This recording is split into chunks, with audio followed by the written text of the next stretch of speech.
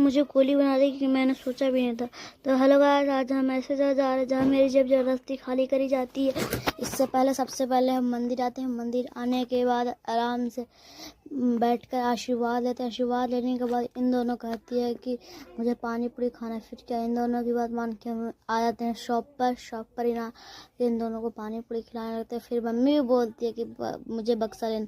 फिर क्या मम्मी की बात मान के हम चल पड़ते हैं बक्से की शॉप। बक्से की शॉप आने के बाद मम्मी यहाँ पर बक्सा देखने लगती है। मम्मी को बक्सा यहाँ पसंद नहीं आता, इसलिए हम चल पड़ते हैं मॉल में। मॉल के व्यू कुछ इस तरह था।